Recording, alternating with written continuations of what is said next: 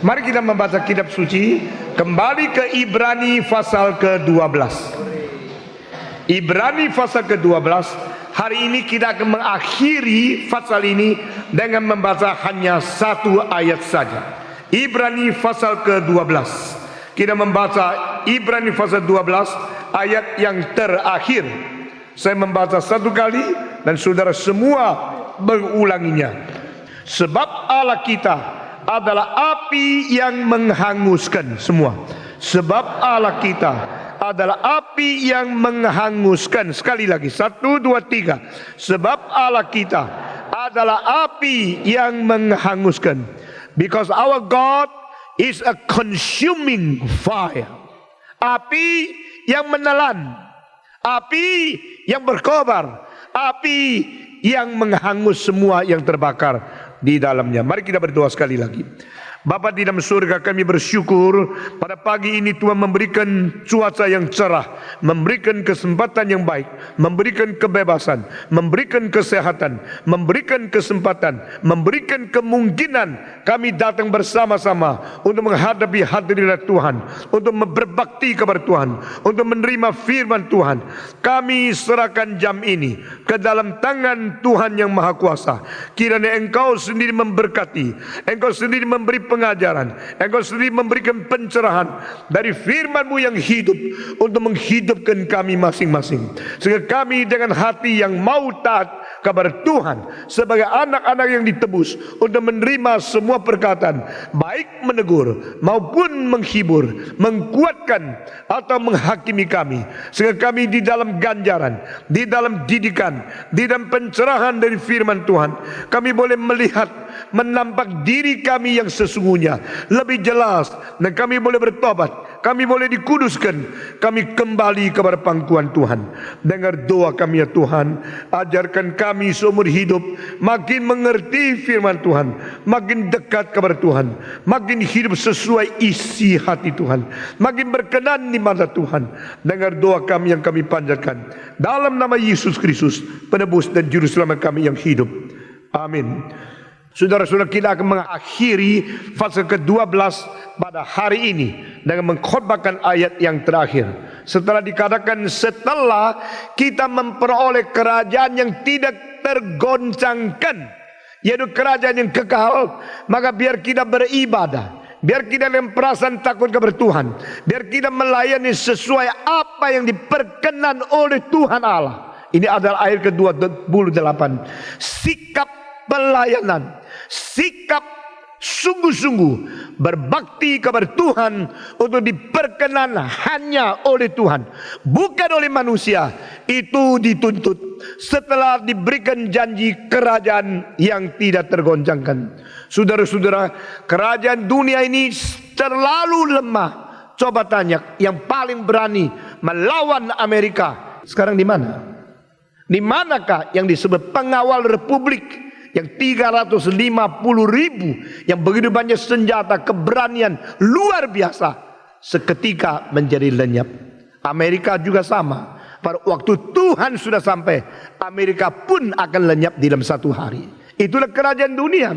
Tidak ada kerajaan yang boleh mengatakan kalimat secongkak-congkak mungkin, tapi akhirnya tidak pernah bisa dihancurkan atau dimusnahkan daripada panggung dunia ini. Saudara-saudara, pendiri Amerika George Washington sendiri mengatakan, saya mendapatkan sesuatu visi di dalam mimpi yang begitu jelas. Tuhan Allah berkata kepadaku, "Hei Washington, negaramu yang kau dirikan akan berjaya menjadi negara paling besar di dunia ini. Tetapi pada satu hari akan mendadak lenyap dari bumi." Nah, Washington ketakutan luar biasa, dan dia telah menulis apa yang dia dapatkan di dalam, menurut dia, sesuatu iluminasi atau wahyu dari Tuhan Allah kepada dia di dalam bukunya. Saudara-saudara, ini bukan kepada orang biasa, kepada pendiri negara Amerika. Saudara-saudara, seluruh kitab suci tidak membicarakan tentang Amerika, karena itu di luar dunia, di mana nabi-nabi dan rasul-rasul mengetahuinya, dan Tuhan tidak berkata mengenai Amerika kepada manusia. Saudara-saudara, dunia ini tidak ada kerajaan yang selama-lamanya. Saudara-saudara, benarkah ada kerajaan yang kekal? Benarkah ada kuasa politik yang tidak mungkin musnah? Benarkah ada keadaan kemiliteran yang terus menang? Tidak ada. Saudara-saudara sekalian, dunia ini akan goncang. Dunia dan semua kerajaan, semua nafsu di dalam akan lenyap. Ini Alkitab. Tetapi kita dijanjikan kerajaan yang tidak tergoncangkan untuk selama-lamanya. Di sini Alkitab selalu membandingkan contingent and incontingent, yang harus berada dari selama-lamanya sama selama-lamanya, dan yang boleh ada, boleh tidak ada di dalam kesementaraan. Segala sesuatu yang kita miliki di dunia ini hanya sementara saja. Segala kekayaan, kejayaan, kekuasaan, nama, dan harta benda, semua itu hanya sementara saja. Hanyalah iman kita kepada kerajaan yang tidak tergoncangkan memberikan pengharapan yang sungguh di dalam hidup kita masing-masing. Saudara-saudara sekalian, setelah mengatakan itu, maka mari kita beribadat kepada Tuhan dengan suci, ibadah dengan perasaan takut sesuai yang diperkenan oleh Tuhan menurut yang Dia sudah tetapkan. Saudara-saudara sekalian, kita bukan menyenangkan orang, menyenangkan Tuhan. Itu namanya pelayanan. Di dalam theology of stewardship, kita lebih banyak membicarakan tentang hal-hal tentang panggilan dan pelayanan sesuai dengan tema yang sudah diedarkan. Saudara-saudara sekalian, dan setelah mengatakan kalimat beribadah, kami bagaimana melayani Tuhan, disebutkan satu ayat untuk menyelesaikan pasal ini. Sebab Allah kita adalah api yang menghanguskan. Saudara-saudara, ayat ini sangat ganjil. Ayat ini sangat tersendiri. Ayat ini sangat langka dan sangat berharga. Karena di seluruh kitab suci ayat seperti ini tidak ada. Hanya ayat ini saja. Our God is a consuming fire. Saudara-saudara, saya percaya kita dari kecil sampai besar, dari besar sampai tua, kita jarang mendengar khotbah Allah itu api. Yang kita dengarkan Allah itu cinta kasih adanya, cinta kasih adanya, Allah itu kasih adanya. Sehingga kita tertidur di dalam konsep yang salah tentang Allah itu kasih, dan kita tidak mau bertobat, kita tidak mau tinggalkan dosa, kita terus teremus di dalam segala kejahatan dengan mengingat Allah itu kasih adanya.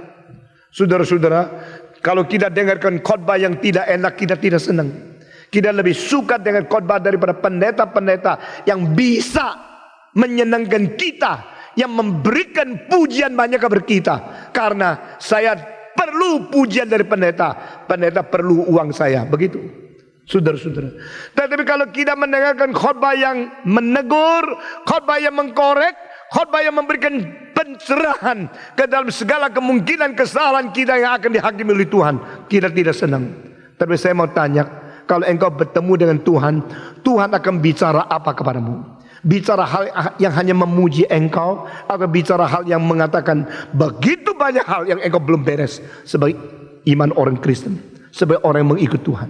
Saudara-saudara, hari ini mari kita kembali mendengar dan memperhatikan kalimat Our God is a consuming fire. Allah kita adalah api yang menghanguskan. Saya tidak tahu mengapa penulis Ibrani mempunyai begitu banyak hal yang begitu segar dan begitu lain dengan penulis-penulis yang lain. Pada ayat-ayat yang penting sekali dia muncul kalimat yang begitu dahsyat, yang begitu jitu, yang begitu singkat tetapi begitu sempurna untuk membawa kita kepada sesuatu pengertian yang lebih komprehensif. Our God is a consuming fire. Allah itu kasih adanya. Kalimat ini hanya ada pada kitab suci orang Kristen, tidak ada pada agama apapun. Tetapi saudara jangan lupa, kitab suci orang Kristen juga mengatakan satu kalimat, Allah kita adalah api yang menghanguskan. Ini juga ada satu kalimat yang tidak pernah ada pada buku agama apapun.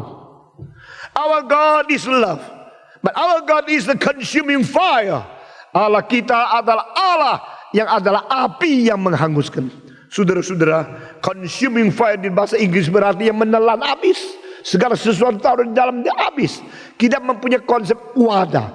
Wadah kalau diisi apa bisa isi berapa. Yang diisi sama besarnya kapasitas wadah yang mengisi. Ini adalah sesuatu keseimbangan. Tapi api berlainan.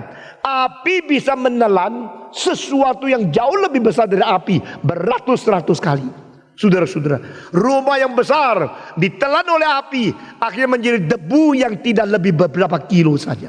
Rumah kayu bisa menjadi debu langsung ditiup oleh angin, habis di mana? Habis di angin, habis oleh api. Karena consuming, api itu menelan. Jadi berapa besar? Karena api menjadi kecil ditelan habis. Berapa banyak yang bisa ditelan oleh api? Tidak pernah orang tahu. Jadi salah satu hal yang menjadi misteri, jadi api menghanguskan, api menghabiskan, api menelan, sehingga Tuhan memakai api untuk menjadi tempat penghakiman di neraka. Berapa banyak jiwa masuk hangus di dalam? Karena apa? Karena api consume, api menghanguskan. Saya tidak berkata kalau di dalam neraka lalu manusia menjadi mustahil tidak bereksistensi lagi. Tidak. Alkitab mengatakan itu adalah kekal adanya. Lain dengan John Stott yang menganggap bisa menjadi nihil, menjadi habis. Itu salah satu cacat yang paling besar dari teolog yang besar seperti John Stott yang tidak percaya kekekalan di neraka. Saudara-saudara sekalian, our God is a consuming fire. Allah kita adalah api yang menghanguskan. Mari kita menelusuri dari seluruh kitab suci tentang Allah dan api. Saudara-saudara, Allah dan kasih kita sering dengar. Allah itu terang adanya, kita tahu. Allah itu hidup. Di bahasa Inggris ini tiga-tiganya pakai L menjadi permulaan. God is love, God is light, God is life. L, L, L. God is love, God is life, God is light, semua. God is love, God is life, God is light. Allah itu terang adanya. Allah itu adalah kasih adanya. Allah itu hidup adanya. Hidup memerlukan terang dari Tuhan dan memerlukan isi cinta kasih. Sehingga hidup yang mempunyai kasih dan mempunyai terang itu hidup yang cerah dan berarti sesungguhnya, berinti dan bersesuatu bobot yang tinggi. Karena ada terang, hidup mengetahui kemana. Ada kasih, hidup mengetahui bagaimana harus hidup. Saudara-saudara, God is love, God is light, God is life. Tetapi di sini mengatakan God is fire. Allah itu adalah api yang menghanguskan.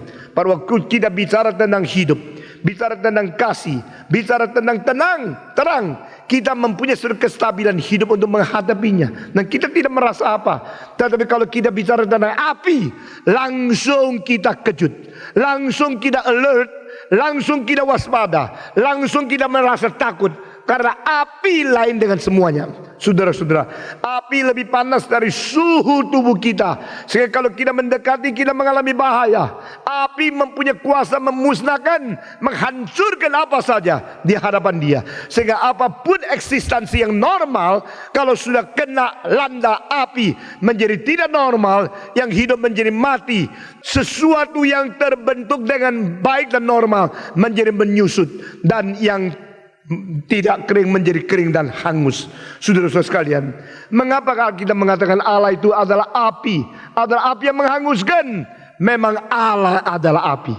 Dan ini ada wahyu Tuhan Allah. Allah berkata, jangan lupa engkau selalu ingat aku mempunyai cinta kasih, anugerah, kemurahan, pengampunan, toleransi dan sebagainya.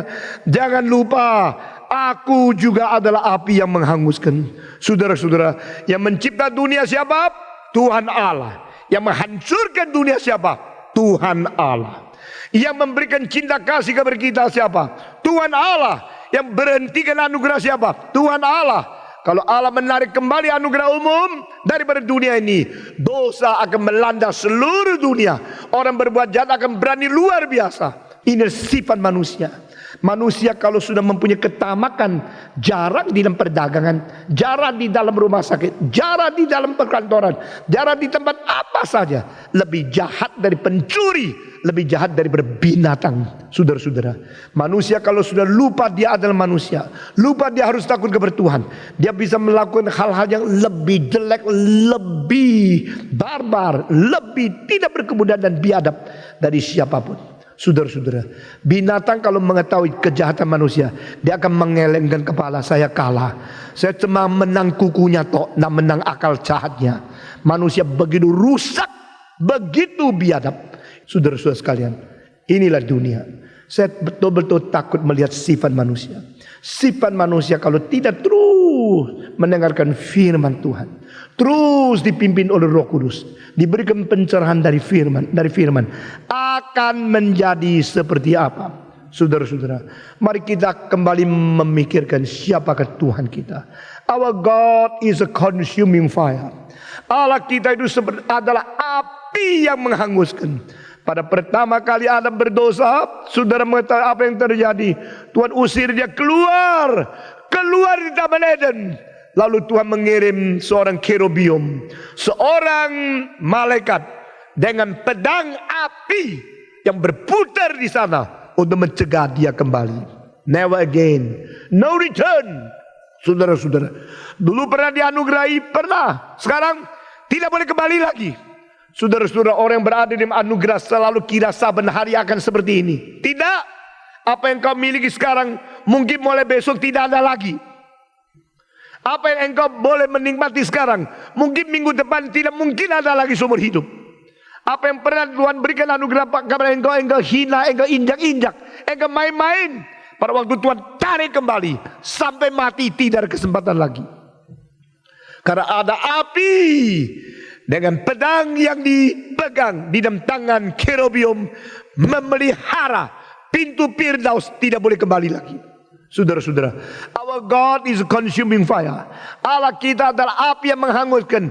Pertama kali kita lihat daripada setelah Adam dan Hawa diusir dari Taman Firdaus, di situ api mencegah mereka pulang. Jangan main-main. Allah adalah Allah yang tidak boleh dipermainkan. Inilah perkataan daripada perjanjian baru. Engkau tidak boleh mempermainkan Allah. Engkau tidak boleh menghujat Allah. Engkau tidak boleh menganggap remeh semua perintah dari Tuhan Allah.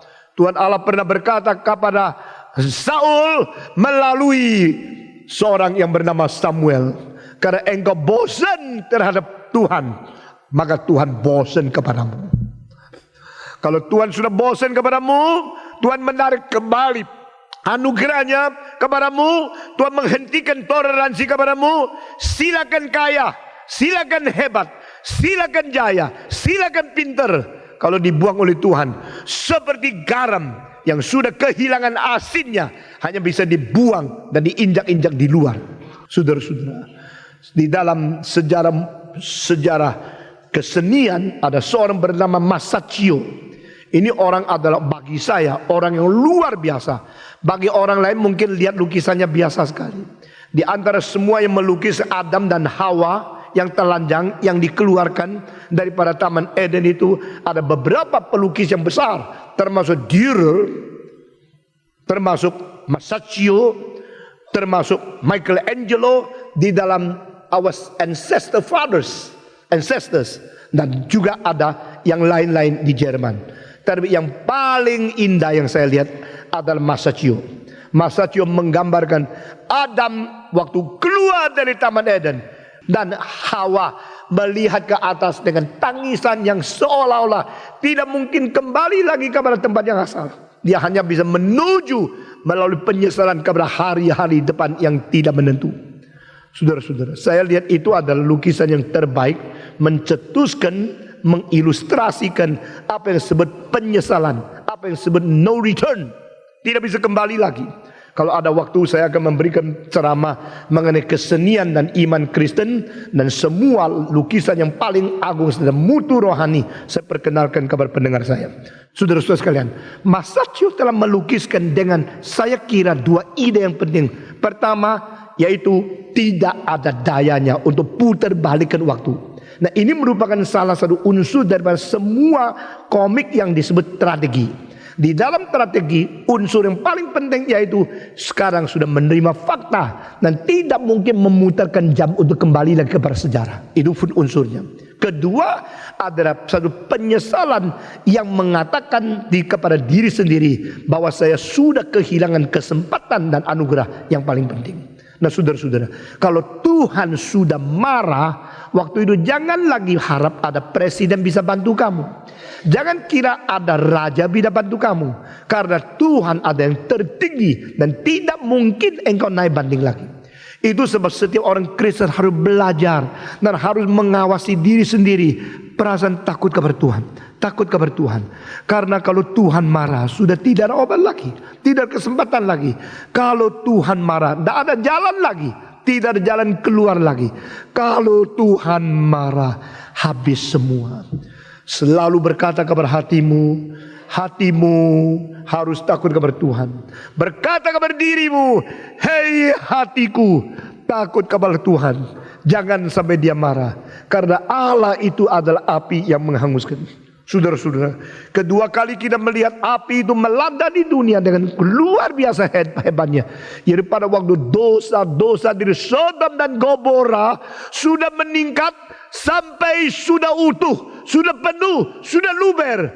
Tuhan mengatakan sekarang saya akan turun memusnahkan kota-kota ini dan api belarang dari surga. Saudara-saudara sekalian, ini adalah kedua kali kita melihat setelah manusia berdosa, api Tuhan turun kepada dunia. Saudara-saudara, dan dikirimnya 3 malaikat. Di antara 3 malaikat itu, 2 malaikat yang dicipta oleh Allah. Yang satu adalah malaikat yang sendirinya anak Allah yang menciptakan malaikat. Yesus dengan 2 malaikat. Yesus yang sebelum inkarnasi mengunjungi Abraham. Abraham begitu lihat dia, langsung berlutut, langsung mencuci kakinya, menyembah dia. Dia tahu siapa dia. Nah saudara-saudara, pada waktu pembicaraan kepada Abraham, diwahyukan kepada Abraham, taulah engkau bahwa kedua kota dan ketiga kota kecil di pinggirnya akan dihanguskan oleh api dari atas. Wah, Abraham kaget. Abraham begitu menyadari akan hal itu. Dia tahu kalau keponaan kurang ajar, yang kurang baik kepada dia masih berada di kota itu. Maka dia minta tolong Tuhan. Jangan.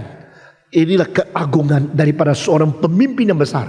Orang melawan dia, dia tetap mengasihi. Orang tidak takut kepada dia, tidak setuju dia, atau bertengkar dengan dia dengan cari alasan apa saja, dia tetap memberikan toleransi dan mengasihi dia. Maka Abraham berkata, Tuhan, bolehkah jangan memusnahkan kota itu kalau ada 50 orang yang benar? Tuhan menjawab, jikalau di Sodom dan Gomora ada 50 orang benar, saya tidak akan memusnahkan kota itu. Tuhan jangan pergi. Bagaimana kalau 40? Kalau 40, saya tetap tidak akan memusnahkan. Jangan pergi Tuhan. Bagaimana kalau 30? Bagaimana kalau 20? Itu namanya doa tawar-menawar. Nah saudara-saudara, kita sering kan doa sama Tuhan, tawar-menawar, tidak mau ikut kehendak Tuhan, maunya Tuhan mengikuti kehendak kita. Tuhan mengatakan, jikalau ada 20 orang, saya tetap tidak akan membakar habis akan kota itu. Tuhan sekali lagi, kalau 10 orang bagaimana? Terus dikurangi, kurang. Ditawar sampai seminim mungkin. Kalau ada 10 orang, saya tidak akan membakar akan kota itu. Lalu kalau Tuhan terus nongkrong di situ, dia pasti kalau ada 5 bagaimana? Kalau ada 3 bagaimana? Kalau 2 bagaimana? Kalau ada 1, yaitu Lot. Lot itu nakal, tapi tetap orang benar. Alkitab mengatakan Lot orang benar, bukan di perjanjian lama, di perjanjian baru. Dari mana? Dia melihat orang berdosa, hatinya sedih. Jadi Lot itu suka cari uang di tengah-tengah kota yang banyak berdosa. Tapi dia juga sedih karena dosa daripada kota-kota yang banyak uang. Itu namanya paradoks. Saudara-saudara, suka bergaul dengan orang berdosa sambil kasihan dosanya. Suka cari uang di tempat yang begitu rusak, tapi sambil menangisi kerusakannya. Itu Lot. Lot itu berada di Sodom Gomora sambil berdagang di situ, hidup di tengah-tengah mereka. Tetapi Lot tidak ikut teladan kerusakan daripada mereka. Lot tetap takut kepada Tuhan. Jadi Lot itu terhadap paman sendiri nakal, tapi dia terhadap dunia yang berdosa dia tidak ikut. Nah ini masih ada benarnya, ada hidup benar. Jadi ada orang yang benar, tetapi hidup di tengah-tengah orang yang paling rusak. Dan dia nakal, tapi dia tetap tidak melibatkan diri. Dia dosa, kerusakan dunia ini. Ada orang macam seperti itu. Lot lain dengan Abraham. Abraham takut kepada Tuhan. Dia hidup menjaga diri dan tidak mengikuti jalan daripada dunia yang penuh dengan rusakan. Dia tidak akan tinggal di dalam Sodom dan Gomora. Tetapi Lot menganggap Abraham orang tua. Ya tidak tahu apa-apa, saya anak muda, berjuang dulu dong. Saya berjuang dengan cara apa saja, pokok masih ingat Tuhan. Nah ini bedanya Lot sama Abraham. Lot pergi ke Sodom dan Gomora, meninggalkan orang tuanya di tempat yang sangat gersang. Karena engkau sudah tua, biarlah, sudah mematikan.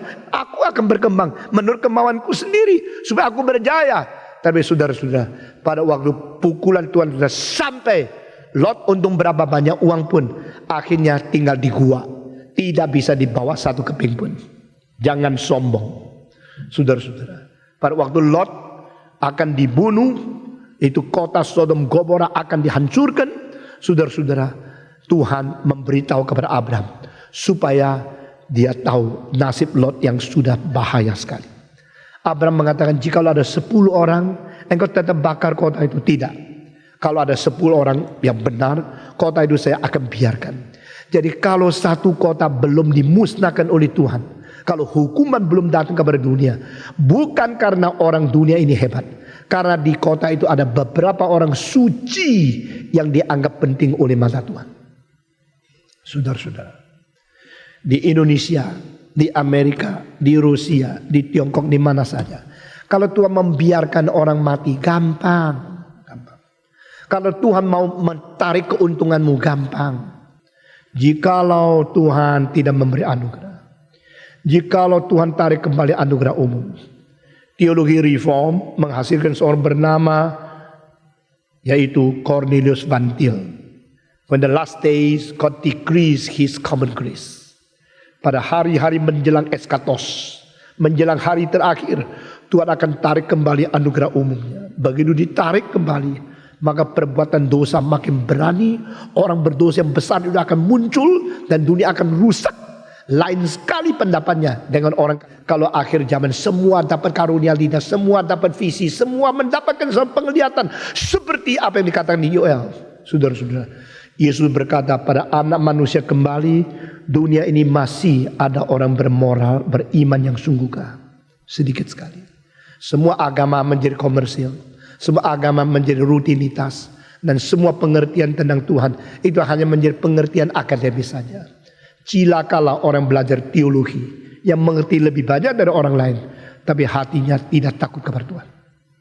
Cilakalah mereka yang mendengar firman Tuhan lebih banyak dari orang lain, mengerti lebih, tahu lebih banyak, tapi tidak menjalankannya. Karena itu akan menimbun kemarahan Tuhan bagi dirimu untuk dihakimi lebih berat dari orang lain, khususnya pendeta yang berkhotbah dan tidak bertanggung jawab. Saudara-saudara sekalian, Allah kita itu adalah api yang menghanguskan. Abraham mengatakan, jikalau ada 10 orang, apa yang menghanguskan Sodom dan Gomora? Jikalau ada 10, saya tidak menghanguskan. Tuhan tidak mau ditawar lagi, Tuhan tidak mau dengar doa lagi. Berdiri, pergi. Lalu akhirnya mengatakan, Yehova menurunkan api dari Yehova yang ada di surga. Yehova yang di bumi menurunkan api dari Yehova yang ada di surga untuk menghanguskan Sodom dan Gomora. Yehova yang di bumi ini siapa? Ini Kristus sebelum inkarnasi. Kristus dengan cara antropomorfi, teofani, jadi Allah berbentuk seperti manusia, menyatakan diri secara wujud bisa dilihat, lalu turunkan api.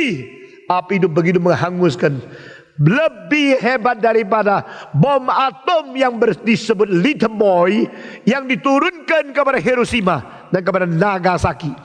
Saudara-saudara, pada waktu Kaisar Hirohito mengatakan tidak takut, kita terus berang dengan Amerika. Amerika mengatakan oke. Lalu dia cari mau menjatuhkan bom di Tokyo. Tadinya mau jatuhkan bom di Tokyo, di Hiroshima, 2 kota yang paling banyak penduduknya, supaya bikin Kaisar itu harus takluk, harus menyerah. Tapi pada waktu di situ awan terlalu banyak, cuaca terlalu buruk, kapal terbang itu lewat kota Hiroshima, lalu dijatuhkan. Begitu dijatuhkan, yang disebut Little Boy itu besarnya seperti ini. Saya lihat sendiri di museum senjata di Dayton, di Ohio, di Amerika. Saudara-saudara, tingginya lebih tinggi sedikit dari saya, mungkin 180 cm. Gemuknya seperti begini, mungkin 1,20 meter. Warnanya itu adalah sedikit hijau-hijau, sedikit hitam-hitam, yang seluruhnya dicat. Itu ledaknya bukan setelah menyentuh bumi. Ledaknya di tengah-tengah angkasa. Karena di tengah-tengah angkasa dia punya itu derajat, itu radiasi bisa sampai berkilo-kilometer, semua mati. Radiasi itu keluar dari atas bukan ke bawah. Dan orang yang kena radiasi itu akan terbakar dan tidak bisa disembuhkan. Yang disembuhkan itu akan menjadi cacat seumur hidup. Saudara-saudara, setelah dibom, itu Hirohito masih enak-enak, kipas-kipas. Masih berada di istana. Dan waktu itu dikabarkan, coba telepon apa yang terjadi. Waktu ditelepon, tidak ada yang angkat. 1 hari, 2 hari. Hari ketiga orang dari Hiroshima yang tidak mati di luar radiasi itu, mereka larikan diri ke Tokyo. Beritahu kepada istana bahwa Hiroshima sudah tidak ada. Kota menjadi rata. Bagaimana? Mana ada bom yang begitu kuat? Mereka tidak tahu apa itu bom atom. Saudara-saudara, Sodom dan Gomora dihancurkan. Saya percaya dengan kuasa lebih besar daripada bom atom yang diledakkan di Hiroshima dan Nagasaki. Sehingga pada waktu itu cuma sekeluarga yang dikeluarkan, keluar Lot, istrinya, dan 2 anak perempuannya. Saudara-saudara, 4 orang ini keluar. Lot tetap menjaga kesucian. Lot tetap mengerti apa yang diterima daripada Tuhan. Tetapi Lot dan istri Lot lain rohaninya. Istri Lot tidak mendidik anak dengan baik. Akhirnya anaknya berzina dengan orang tua sendiri. Karena tinggal di gua, tidak ada kesempatan menikah. Mereka membuat Lot mabuk, bikin rusak dia. Lalu membuka celana ayahnya sendiri. Bersetubuh dengan ayahnya. Saudara, ini dicatat di Alkitab. Dan kedua anak perempuan semua menghamil berdasarkan ayahnya. Ibunya sudah menjadi tiang garam. Satu keluarga yang tadinya orang baik, tapi hancurnya menjadi begitu menakutkan. Saudara-saudara, Lot orang yang suci, Lot orang yang mendidik anak dengan baik. Tapi bagaimana dia memelihara anak perempuan sampai keluar dari kota Sodom yang dibakar habis. Tetap adalah kedua anak perempuan yang perawan adanya. Dicatat di Alkitab. Namun kejelekan dari pengaruh-pengaruh negara itu sudah tidak bisa terhapus daripada otak dari kedua anak perempuan. Sehingga mereka akhirnya kepingin mempunyai anak. Dan tidak ada pria yang naik ke gunung gua. Mereka akhirnya berzina dengan ayah sendiri. Melahirkan Moab. Melahirkan orang-orang yang akhirnya dilarang oleh Tuhan masuk bait Allah.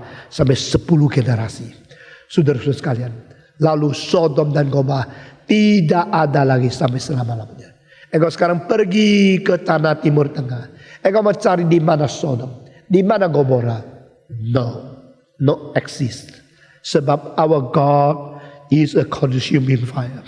Saudara-saudara, ketiga kali kita melihat Allah memberikan api yang berarti signifikansi betul itu, yaitu api yang membakar akan semak duri di padang belantara, tapi semak durinya tidak hangus. Saudara-saudara, bukankah Allah api yang menghanguskan? Kenapa semak duri ini tidak hangus dibakar oleh api? Allah adalah api yang destruktif sekaligus api yang konstruktif. Ingat, Allah kita adalah consuming fire. He's consuming his enemies, but he's protecting his people. Jadi kalau engkau mempunyai nasib seperti semak duri yang terkutuk, yang tersiksa, yang teraniaya, seperti orang Israel berada di bawah tangan daripada kaisar orang-orang Mesir, yaitu Firaun. Saudara-saudara, Tuhan berkata, meskipun engkau disiksa, meskipun engkau dianiaya, meskipun engkau dikerjain, saya memelihara engkau, saya menjaga engkau. Aku ada api yang melindungi engkau semak duri yang sudah dikutuk, tetapi aku tidak meninggalkan engkau. Saudara-saudara, dan pada waktu Musa melihat ada api yang membakar, tetapi semak duri tetap berada, dia makin dekat, makin curious menuju ke tempat spot itu. Dan di situ Tuhan berkata, Musa, Musa, copot sepatumu, karena tempat yang kau berdiri ini tempat yang suci adanya. Di dalam Alkitab 2 kali Tuhan suruh orang copot sepatu. Dan sekarang Musa copot. Dia mendengar panggilan dari Tuhan. Aku akan mengutus engkau ke istana Firaun. Beritahu kepada dia, lepaskan bangsaku, keluarkan mereka, bebaskan mereka. dan aku akan membiarkan mereka boleh bersembah sujud kepada aku dengan sesuatu leluasa kebebasan di dalam padang belantara. Siapakah aku? Aku dipanggil pergi ke Firaun untuk apa? Siapakah namamu? Oh Musa penuh dengan pertanyaan, problem. Allah yang berada di dalam api berkata, aku adalah Allah Abraham, aku adalah Allah Ishak, aku adalah Allah Yakub, aku menyertai engkau. Aku mendengar orang Israel mengeluh karena mereka dianiaya oleh orang-orang dari Firaun, dari Mesir. Itu sebab saya mengutus engkau. Kalau mereka tanya saya, siapa namamu? Bagaimana saya menjawab? Tuhan berkata, aku adalah yang ada pada diri dari kekal sampai kekal. Dan kalimat ini tidak pernah muncul di dalam filsafat apapun, tidak pernah muncul di dalam pikiran manusia apapun, tidak pernah muncul di dalam agama apapun, tidak pernah muncul di dalam kitab suci agama siapapun, hanya di dalam Alkitab. Ini keagungan yang paling unik dari iman orang Yahudi. Believe in the self-existing, self-sufficient, self-eternal God. Allah yang ada pada diri, Allah yang dari kekal sampai kekal, Allah yang tidak berubah, Allah yang eksistensi sebagai sumber, bukan karena bergandeng atau karena harus mengikuti akan lain. Saudara-saudara, puji Tuhan, I am who I am. Tidak ada orang bisa mengatakan itu. Kalau engkau berkata I am a man, engkau hanya bisa kata I was a boy. Engkau bisa I will an old folk, I will die. Tapi engkau tidak berani mengatakan I am who I am. The I am who is I am sendiri itu berarti tidak tergantung orang lain menjadi sesuatu sumber dan dasar keberadaannya. I am here because my father married with my mother, so I was born by them. Jadi mereka menjadi, saya punya eksistensi, punya dasar, punya pangkalan. Tapi who was my father? My father was a son of my grandfather. Jadi grandfather menjadi keberadaan yang menopang keberadaan papaku. Sehingga tidak ada yang berada pada diri. Tapi Allah mengatakan, I am who I am. Now you go. Di situ Musa melihat Allah yang memanggil dia dalam api. Dia pergi dan dia melepaskan orang Israel. Saudara-saudara, keempat kali yang penting kita lihat di Alkitab, yaitu di dalam gunung Horeb.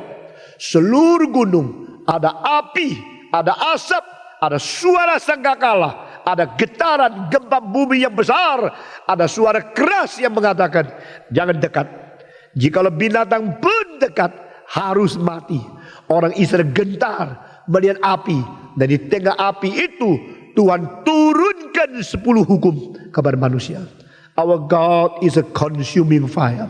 Saudara-saudara, kalau saya tidak katakan tentang api hari ini, kita seperti lupa. Seperti hanya tahu Tuhan itu cinta kasih adanya. Tuhan kasih, Tuhan memberikan miracle, Tuhan menyembuhkan. Kalau engkau mau apa dikasih, engkau doa apa dikasih. Saudara-saudara, Alkitab mengatakan Tuhan juga ada yang menghakimi, Tuhan ada yang mencambuk, Tuhan juga ada yang mematikan, membunuh. Tuhan ada yang memberikan ganjaran, memberikan pengajaran yang tidak habis-habis. Saudara-saudara, Taurat diberikan di dalam api, Taurat diberikan di dalam asap, Taurat diberikan di dalam sesuatu hal yang menakutkan luar biasa di gunung Horeb. Bukan saja demikian, kita melihat kelima kali Tuhan menyatakan sifat apinya, yaitu membakar hangus kedua anak yang paling penting, yaitu anak dari imam besar Harun. Saudara-saudara, Harun adalah pemimpin agama yang tertinggi. Misalnya Paus hari ini, misalnya uskup pada hari ini, misalnya ada ketua sinode hari ini. Saudara-saudara, Allah itu adalah api yang menghanguskan. Dengarlah yang bertelinga pagi ini, our God is consuming fire. Jauhkan diri dari segala kejahatan, benar-benar bertobat, takut kepada Tuhan, berlutut di hadapannya, minta pengampunan. Kalau tidak, gereja ini pun akan dibuang oleh Tuhan. Our God is a consuming fire. Seorang pemimpin agama yang paling penting, pada waktu satu hari kedua anaknya dilantik menjadi pemimpin, menjadi imam, Kedua anak Nadab, Abihu. Kedua anak dari siapa? Dari Harun. Harun siapa? Kakaknya Musa. Musa siapa? Pemimpin politik, pemimpin masyarakat, pemimpin rohani, pemimpin agama. Dan pemimpin agama liturgis, pemimpin agama kebaktian, pemimpin agama di dalam organisasi yang paling besar. Siapa? Harun. Harun menjadi imam besar. Sekarang dia sudah tua, melantik kedua anak. Hari itu hari mulia, hari begitu hebat. Kedua anak semua dilantik menjadi imam, mewakili Allah kepada manusia, mewakili manusia kepada Allah di tengah-tengah agama orang Yahudi, Ibrani. Saudara-saudara, orang Israel semua merayakan, wah hari ini dua pendeta baru yang dilantik. Misalnya kalau saya mempunyai dua anak laki-laki, dua-duanya hari itu ditabiskan menjadi pendeta. Hari itu senang enggak? Senang dong. Oh, patong anaknya dua itu dijadikan pendeta. Itulah kemewahan, keistimewaan dan kemuliaan, kehebatan dari Harun seharusnya. Tetapi hari itu juga kedua anak ini ngomong sama ngomong. Kita sekarang mau mulai memberikan persembahan kepada Tuhan Allah. Kita mau pakai api apa? Adalah api, yaitu api, tidak usah api apa sajalah. Alkitab mengatakan tidak boleh. Hanya boleh pakai api yang suci. Api yang suci ditentukan untuk menyembah Tuhan. Tidak boleh pakai api biasa. Apa bedanya api biasa sama api yang suci? Api yang suci dipakai dengan minyak apa? Itu tidak boleh dicampuri. Saudara, kita baru mengetahui kalau minyak zaitun dianggap salah satu macam minyak dari apapun bahan yang terbaik yang bisa ditemukan dari Timur Tengah. Mungkin ada minyak lebih bersih lagi. Tapi di Timur Tengah itu minyak zaitun merupakan banyak paling suci. Musa dari mana tahunya? Ini baru abad 20 ditemukan oleh manusia. Tapi Tuhan berkata, semua lampu di bait Allah tidak boleh dibakar pakai minyak lain. Hanya pakai minyak zaitun. Karena minyak zaitun itu cahayanya jelas dan asapnya sedikit, sehingga tidak gampang mengkotori, mempolusi seluruh bait Allah. Itu minyak zaitun. Semua ditulis di Alkitab. Dan minyak zaitun itu mengakibatkan api yang suci. Saya tidak tahu itu api biasa, itu api apa? Atau minyak kacang kah? Atau minyak babi kah? Atau minyak apa kah? Pokoknya sudah pakai api biasa, taruh di bait Allah, di dalam mesbah. Kedua anak ini main-main sama Tuhan. Tuhan mengatakan, kamu berani melanggar aku? Jangan kira mentang-mentang kamu anak dari pemimpin besar. Dan kira engkau keluarga daripada imam besar. Engkau anak Harun boleh sembarangan. Allah langsung kirim api dari surga. Menghancurkan, menghanguskan kedua anak dari pemimpin besar. Tidak peduli engkau presiden, engkau raja, atau engkau siapa, pendiri atau siapa. Jikalau engkau tidak takut kepada Tuhan, Tuhan akan menyambar anakmu dengan api yang menghanguskan. Lalu baru dilantik, baru pakai jubah yang bagus sekali, baru disorak oleh semua orang Israel. Kita mempunyai dua anak daripada Harun menjadi imam. Setelah dilantik selesai, mereka memberi api biasa, tidak mengikuti pelaturan Tuhan. Tuhan hancurkan kedua orang itu, langsung mati menjadi arang di tengah-tengah seluruh Israel. Mereka menjadi mayat. Dibawa keluar, sudah dibawa keluar. Saya mau tanya, Harun berapa susah adanya? Sebagai orang tua yang melihat anak yang dibesarkan dengan susah payah, sampai besar, sampai bisa melayani Tuhan, sampai dilantik, sampai menjadi pendeta. Hari itu juga karena satu kesalahan. Bukan hanya. Bagi Tuhan itu tidak hanya. Engkau tidak hormat kepada Tuhan, hancur, pergilah. Tuhan tidak perlu orang melayani seperti itu. Tuhan mau orang yang betul-betul mengerti bagaimana dengan rendah hati melayani. Bukan membantu, memberi kontribusi. Tuhan, saya tolong engkau ya, supaya engkau tidak sepi di surga. Saya melayani engkau supaya gerejamu tidak roboh. Tidak. Saudara ingat, semua uang Tuhan itu kau jangan curi. Milik Tuhan kembalikan kepada Tuhan. Milik Kaisar kembali kepada Kaisar. Jika engkau bermain-main, engkau bukan orang Kristen yang sungguh-sungguh. Saudara-saudara, saya tidak akan pergi ke rumah ratu, rumah cari uang, cari dana, tidak. You harus mengerti. You kalau anak Tuhan, menurut firman Tuhan, those belongs to God, be to God. Yang milik Tuhan, milik Tuhan. Milik Kaisar, itu saja. Satu kalimat saja. Biar engkau dewasa dan mengerti bagaimana berdisiplin dirimu sendiri. Saudara-saudara sekalian, Pada waktu kedua anak ini sudah mati, Musa nangis kah? Musa bilang, kasihan kakak saya, anaknya mati semua. Sekarang bagaimana? Musa datang berkata kepada Harun dan kepada istrinya dan keluarga seluruh dari kakaknya, tak usah menangisi karena kematian anak. Tangisilah bagi dosa mereka. Oh, ini kalimat penting. Sebelumnya tak pernah di sejarah ada pemisahan emosi yang begitu jelas untuk membedakan menangisi dosa sama menangisi susah. Kita selalu menangisi susah, tidak menangisi dosa. Tuhan mau kita menangisi dosa, bukan menangisi susah. Semua menangisi dosa. Semua 1, 2, 3 menangisi dosa, bukan menangisi susah. Kenapa kita berdosa senang-senang, kalau susah baru nangis? Salah. Maksudnya berdosa kita nangis-nangis, susah pun bisa bersuka cita. Inilah Alkitab. Alkitab memberikan satu cara melihat segala sesuatu, termasuk penanganan emosi kita sendiri yang berbeda sekali. Saudara-saudara, Musa berkata, jangan menangisi susahmu. Bukan menangisi karena mereka mati, menangisi dosa yang ada pada mereka. Saudara-saudara, Allah kita adalah api yang menghanguskan. Dia pernah menghanguskan kedua anak dari pemimpin yang paling penting di hadapan ayahnya, di hadapan pamannya, di hadapan Israel. Semua yang baru melihat pelantikan terjadi. Saudara-saudara, kalau anak kita hari itu pernikahan, baru nikah, sorenya katabrakan, bagaimana? Kalau pendeta paginya baru dilantik, siangnya disamper dengan itu, hari dintar mati di tengah jalan, bagaimana? Engkau baru tahu dahsyatnya Tuhan Allah. Allah adalah api yang menghanguskan. Bukan saja demikian, saudara-saudara, Tuhan memberitahu kepada kita pada waktu Elias berada di Gunung Karmel, dia minta Tuhan membakar persembahan yang diterima oleh dia. Sebenarnya api yang dari surga membakar persembahan. Di dalam Hakim-Hakim tertulis, di dalam Kejadian tertulis, ini bukan pertama kali, tapi ini menyangkut kebangunan rohani satu bangsa. Saudara-saudara, ini bukan karena ambisi pribadi. Kalau saya mau membuat lebih besar, caranya kompromi, gampang sekali. Tapi kita mau membuat supaya orang dengar suara, dengar Injil yang murni, dengan berita yang benar-benar. Yesus adalah juru selamat.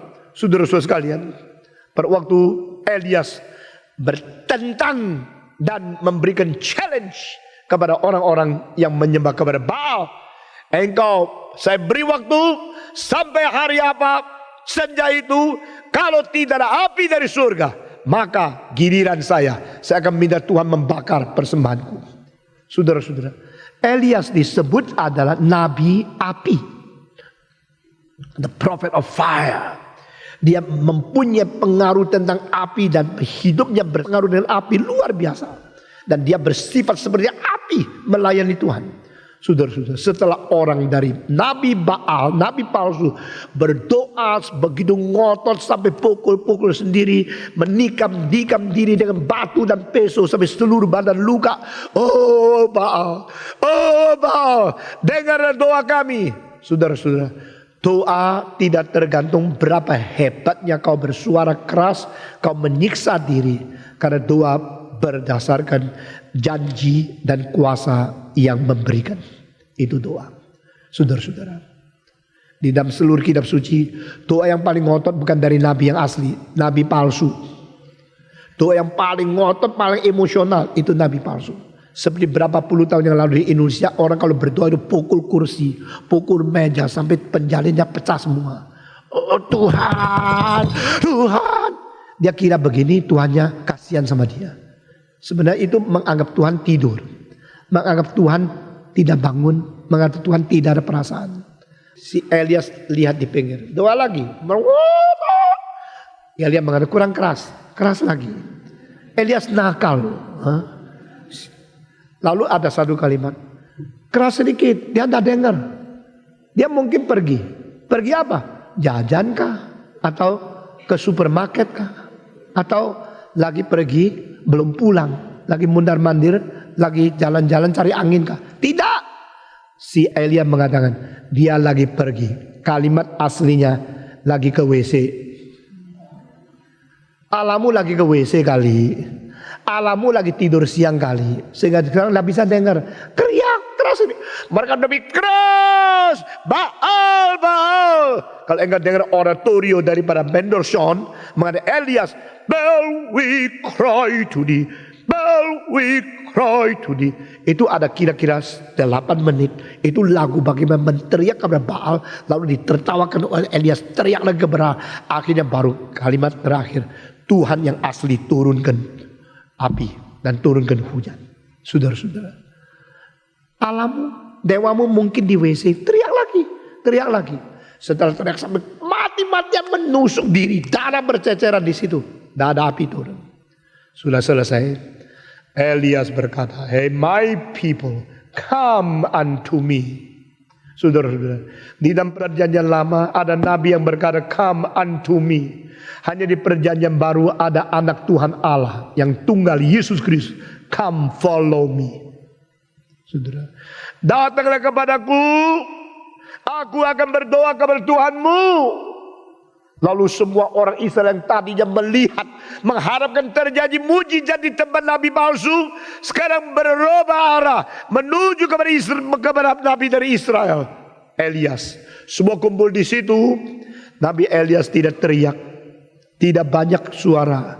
Dia berkata, God of Abraham, Isaac and Jacob, now show to your people that you are true God and I am sent by you.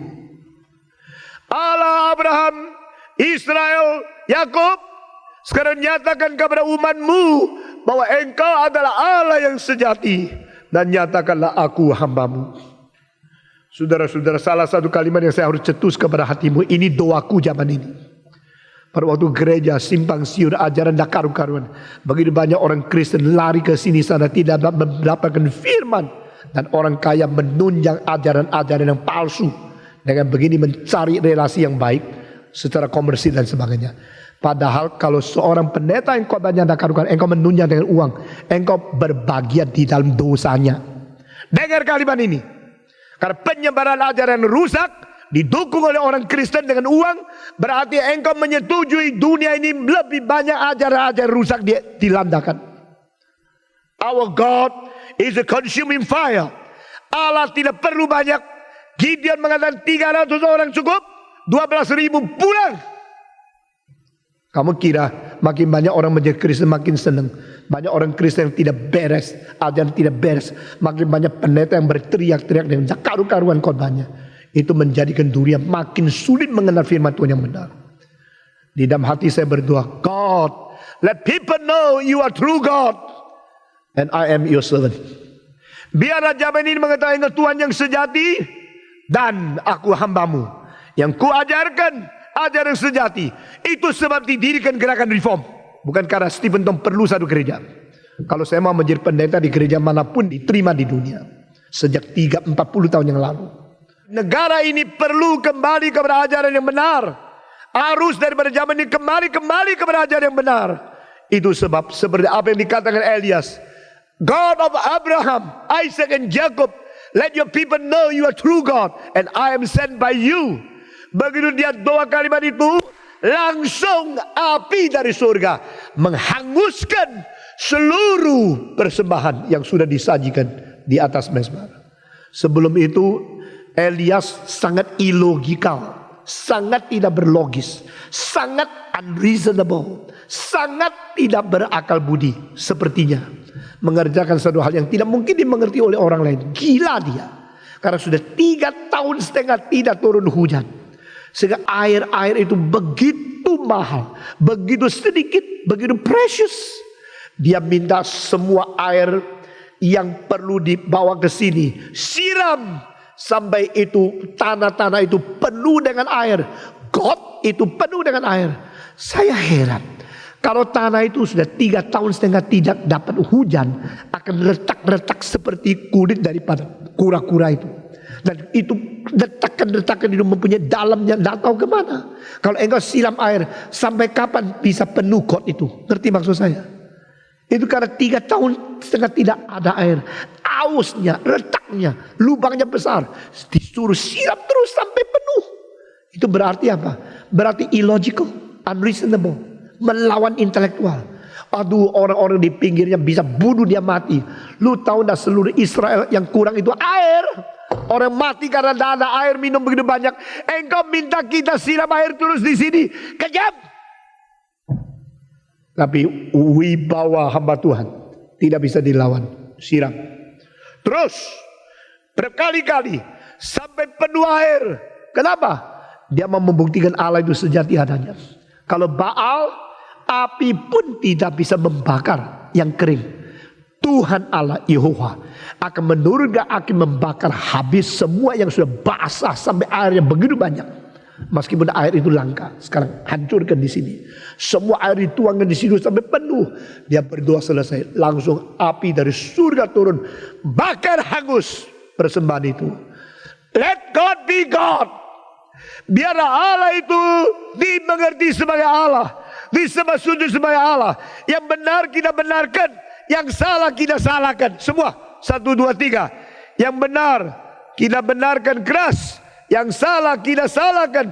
Tidak ada jalan tengah, tidak ada jalan kompromi, tidak ada jalan keluar. Allah itu Allah. Sampai kapankah engkau bercabang hati? Elias berkata, jikalau Yehova itu Allah, sembahlah Yehova. Jikalau Baal itu Allah, sembahlah Baal. Sekarang buktikan dia bukan Allah. Allah yang sejati adalah Yehova, Allah Abraham, Ishak dan Yakub. Orang Israel semua menyambut, memberikan sembah sujud kepada Tuhan. Lalu Elias berkata, kejar, bunuh 400 nabi. Pendeta membunuh pendeta yang palsu, ini pertama kali.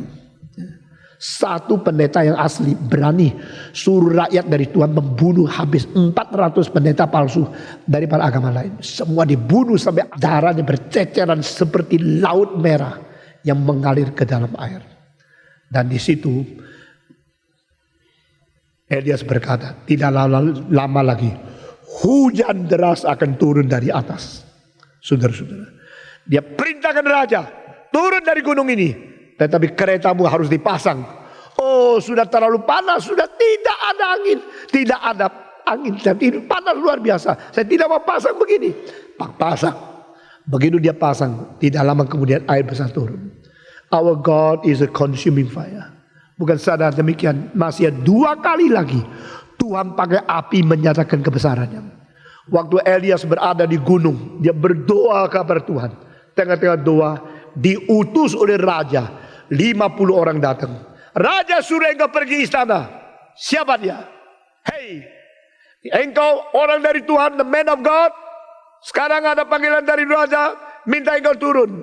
Jikalau aku adalah man of God, you sudah bicara kan? You bicara saya manusia dari Tuhan, maka turunlah api supaya kau tahu Allah itu siapa. Begitu ke-50 orang diutus raja dengan gengsinya datang kepada Elias, 50 orang langsung dibakar habis. Sudah begitu laporan pulang ke raja, 50 orang yang kau utus sudah mati. Kenapa? Dibakar oleh api.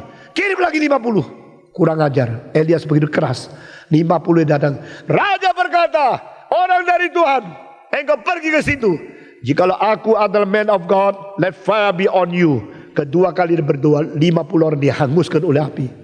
Baru ketiga kali laporan datang, 50 orang yang datang, lutut, kalau engkau hamba Tuhan, tolong ampuni kami. Baru api tidak turun. Saudara-saudara, jikalau satu zaman masih ada suara dari Tuhan, hargai, dengar baik-baik. Jikalau masih ada toleransi dari Tuhan, do not take it for granted.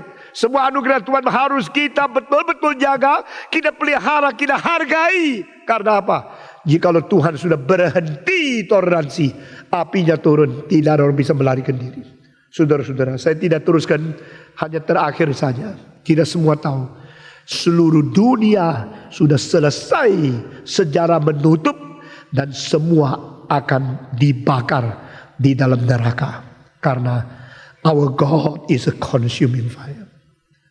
Kalau api neraka itu adalah terakhir, Tuhan akan mengkonsum, Tuhan akan menghanguskan, Tuhan akan memberikan hukuman kepada semua yang tidak takut kepada Tuhan untuk selama-lamanya. Saya mau tanya, berapa puluh tahun hidup di dalam dunia dengan nikmat, dengan mewah, dengan kaya untuk melawan Tuhan, apa gunanya? Jikalau Tuhan akhirnya akan membakar seluruh umat yang tidak percaya kepada Dia untuk selama-lamanya, saya mau tanya, jikalau engkau masih ada kesempatan mendengar Injil dan bertobat, mengapa engkau melarikan diri? Our God is a consuming fire. Mari kita berdiri. Bapa terima kasih, Bapa terima kasih, Bapa di dalam surga, bumi terima kasih. Di dalam api Taurat diturunkan. Pada waktu Taurat diturunkan, mereka melihat api dan asap. Tetapi pada waktu Roh Kudus diturunkan, mereka melihat api dan lidah juga. Api yang memusnahkan dan api yang membangun. Melalui pemusnahan, hukuman Tuhan dilakukan.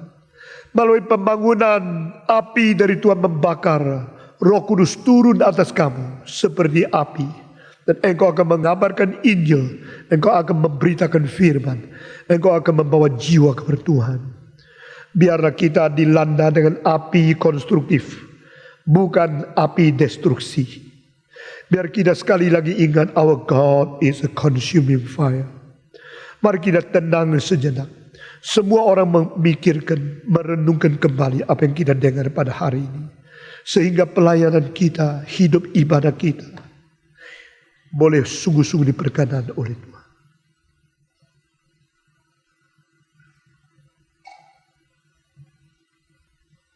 Tuhan, ampunilah segala dosa kami.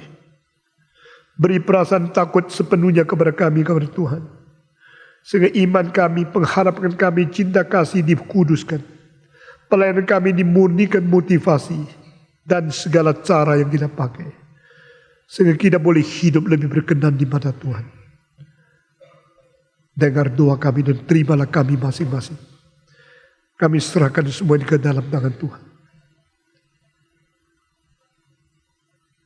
Mari kita berdoa bersama-sama. Kita semua buka suara minta Tuhan mengampuni dan memberi kekuatan, memberi pengertian dan perasaan takut kepada Tuhan dalam hati kita masing-masing. Semua buka suara, mari kita semua berdoa. Bapa di dalam surga, kami menyerahkan diri kami ke dalam tangan Tuhan. Ampunilah segala dosa kami, beri kekuatan kepada kami, dan nyatakan kemurahan-Mu dan tangan-Mu di tengah kami. Engkau tidak meninggalkan kami, tidak membuang kami. Engkau bekerja di tengah-tengah kami. Jadikan gereja-Mu gereja yang takut kepada Tuhan, gereja yang berkenan di mana Tuhan, gereja yang berjalan di kehendak Tuhan. Pimpin kami masing-masing, kami berterima kasih. Kami serahkan semua ke dalam tangan Tuhan. Nyatakan kuasa kemuliaan Tuhan di tengah kami ya Tuhan. Kami berterima kasih. Kami serahkan hidup kami, pelayanan kami, keluarga kami, anak-anak kami semua ke dalam tangan Tuhan. Biarlah mereka boleh mengenal, mencintai dan mengerti Engkau adalah Tuhan yang hidup. Dengar doa kami yang kami panjatkan dalam nama Yesus Kristus, penebus dan juru selamat kami yang hidup. Amin.